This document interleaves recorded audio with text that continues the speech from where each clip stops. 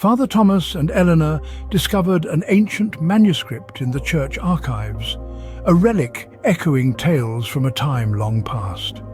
It was a chronicle inscribed centuries ago, offering details of an era when a darkness uncannily identical to the one they were currently facing had descended upon the world. The manuscript was as much a historical record as it was a harbinger of hope.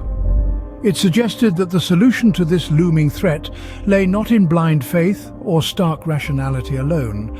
Rather, it was rooted in a forgotten ritual, an intriguing blend of the mystical and the empirical. A ritual that required an unusual unity, a harmony of faith and science. As the pandemic raged on, Father Thomas and Elena felt a shiver of impending doom. They knew in their hearts that a confrontation was looming, one that would test their strength and resolve. Cloaked in the relentless shadows of uncertainty, they fortified themselves, drawing on their deep-rooted faith. The foreboding presence they faced went beyond the stark reality of a ravished world. It aimed at individuals, families, communities, and nations. These dark forces, these unseen entities, were not simply preying upon the weak and vulnerable.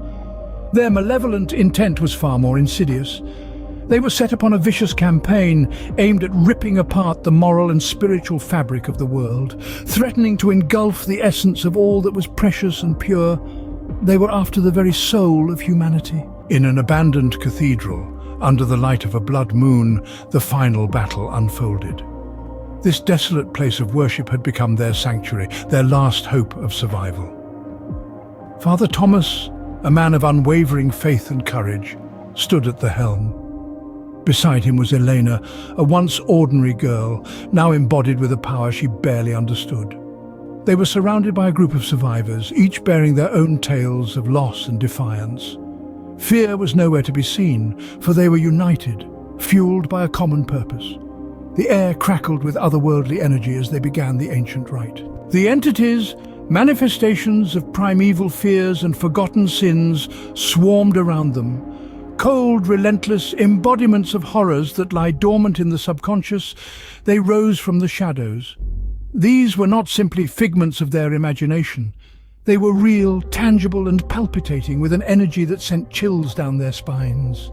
The air was heavy with their oppressive presence. It was hard to breathe.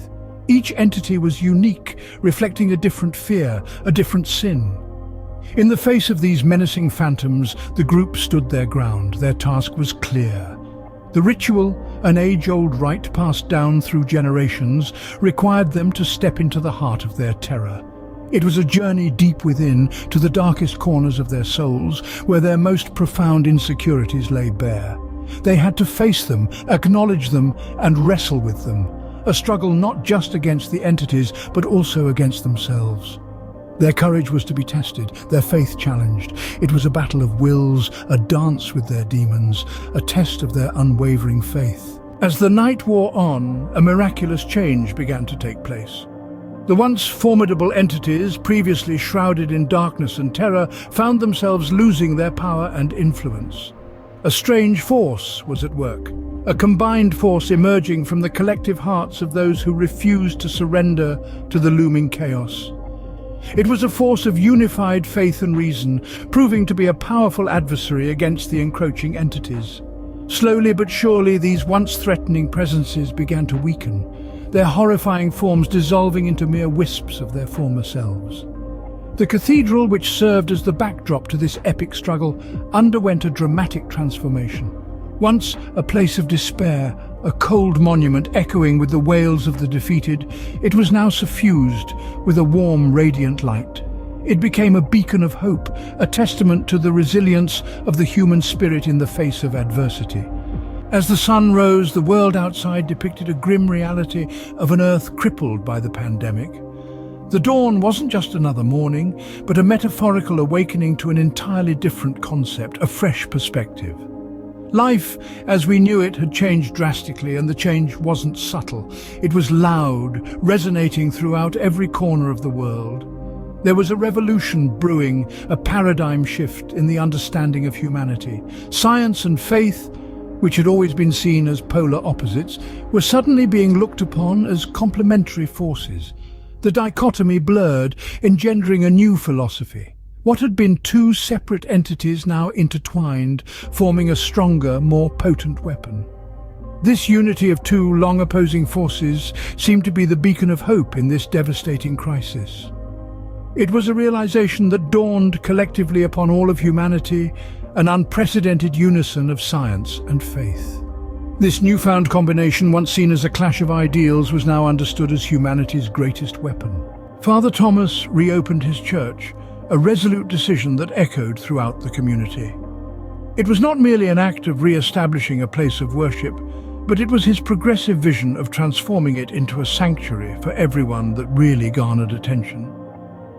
His church was now an inclusive haven, welcoming not just Christians, but people from all walks of life, irrespective of their beliefs and ideologies. It stood as a symbol of unity and acceptance, a beacon of hope amidst the tumultuous times they were enduring. Meanwhile, in the same town, Dr. Martinez, a renowned psychiatrist, diligently continued her work. She had always been deeply fascinated by the complexities of the human psyche. However, recent experiences had bestowed upon her an even deeper and more profound understanding. This newfound perspective seemed to unlock a wealth of potential in her clinical practice.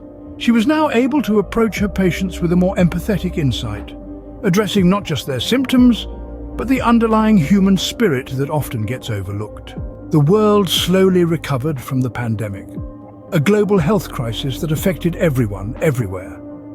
It was a testing time that made us all question the very essence of humanity. It was during this tumultuous time that a particular sequence of events unfolded in a small, seemingly insignificant town. This town, nestled in the heart of the country, bore witness to a tale that served as an enduring reminder. It showcased how the world could come together to heal, to recover, and to rebuild. In times of crisis, it was not just the physical ailments that we had to battle against, but also the deep spiritual wounds that were inflicted. These wounds, often unseen, required just as much care, if not more. These wounds needed healing, reminding us that in times of trouble, it isn't just our bodies that require healing. The mind, the spirit, they too need to mend, to heal, and to recover. In the aftermath, the tale of the small town and its relentless fight against an unseen looming darkness became a story that spread far and wide. This tale, this story of a small corner of the world, was not just a simple narrative about a battle. It was a saga that transcended the ordinary.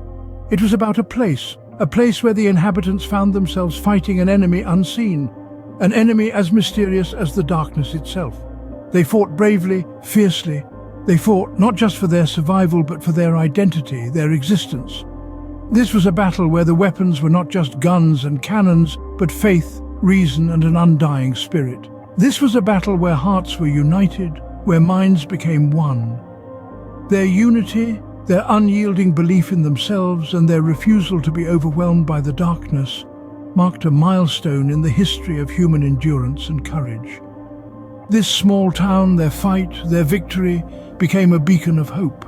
It became a testament to the resilience of the human spirit when faith and reason unite.